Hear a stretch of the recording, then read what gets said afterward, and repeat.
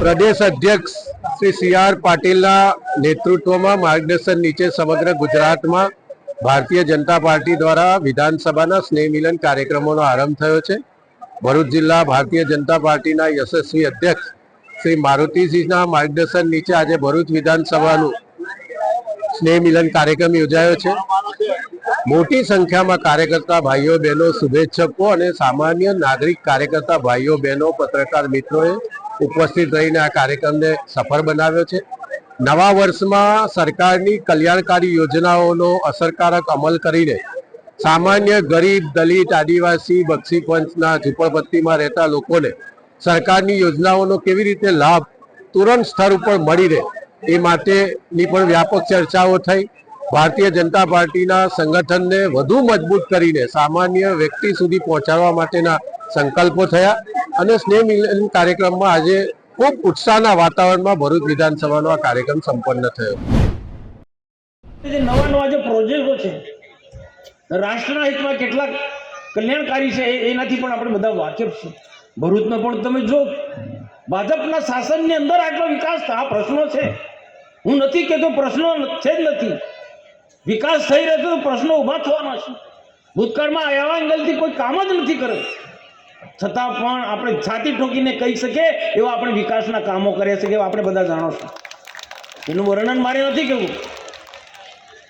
નર્મદામાં અહીંયા બ્રિજ હોય, cable bridge હોય કે બુલેટ ટ્રેન, એક્સપ્રેસ વે કે જે પણ કોઈ હશે, અને હજુ આવનારા દિવસોમાં ભરૂચથી ભાવનગરને જોડતો એક બ્રિજ બની રહ્યો છે.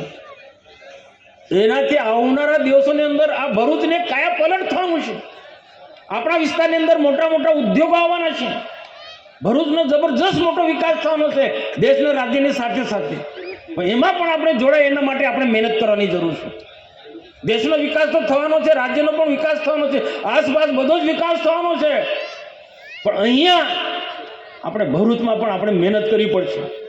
આપણે સૌ કાર્યકર્તા ભાઈ બહેનો જે ચૂંટણીના મેદાનમાં કામ કરે છે, સંગઠનને મજબૂત બનાવવાના કામ કરે છે, એ જ એંગલથી આજે મોટા મોટા પ્રોજેક્ટો છે, મોટી મોટી યોજનાઓ છે, એમાં આપણા ભરૂચના યુવાનોને કોઈ ને કોઈ પ્રકારનું યોગદાન હોય. એમાં નોકરીથી માંડીને બધી જ રીતના રોજગાર ધંધામાં આપણા યુવાનોના જોડાય એના માટે પ્રયાસો કરવા પડશે.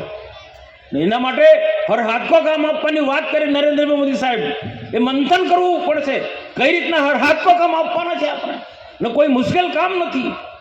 સરકારની અનેક પ્રકારની જે યોજનાઓ છે, ગુણવત્તાવાળું શિક્ષણ, ઉચ્ચ કક્ષાનું શિક્ષણ આપણા ઘરના આંગણે મળે છે, મેડિકલ કોલેજ, એન્જિનિયરિંગ કોલેજ. જો આવનારા દિવસોમાં વિકાસને જોડનારી ઘણી બધી એવી અનેક સંસ્થાઓ અને અનેક યોજના આપણા ઘરના આંગણે આવવાની છે. એ વિકાસમાં આપણને પણ જોડાવા માટે આપણને પરમાત્મા શક્તિ આપે એવી આજના પ્રસંગે નવા વર્ષે હું પરમાત્માને પ્રાર્થના કરું છું.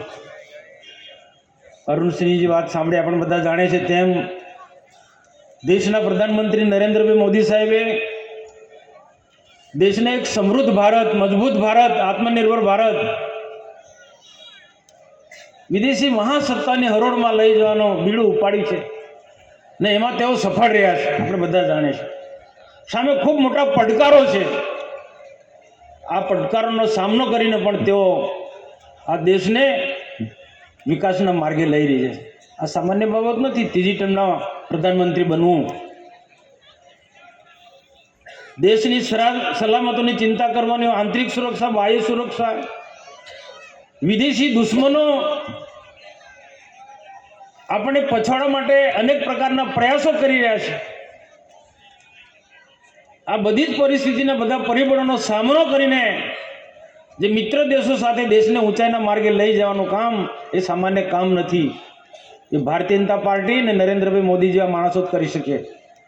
કોંગ્રેસ પાસે કોઈ આશા રખાય ને અપેક્ષા ના રાખે.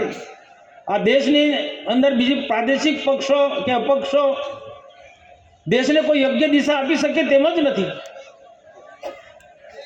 અને એના માટે નરેન્દ્રભાઈ મોદી અને એમની ટીમ એક ભારતીય જનતા પાર્ટીની વિચારધારા જે છે એ સાચા અર્થમાં ભારતને આપણું જે સપનું છે કે ભારત માતાના ને પરમ વૈભવના શિખરે પહોંચાડવાનું, ને એ માર્ગે આપણે આગળ વધી રહ્યા છીએ.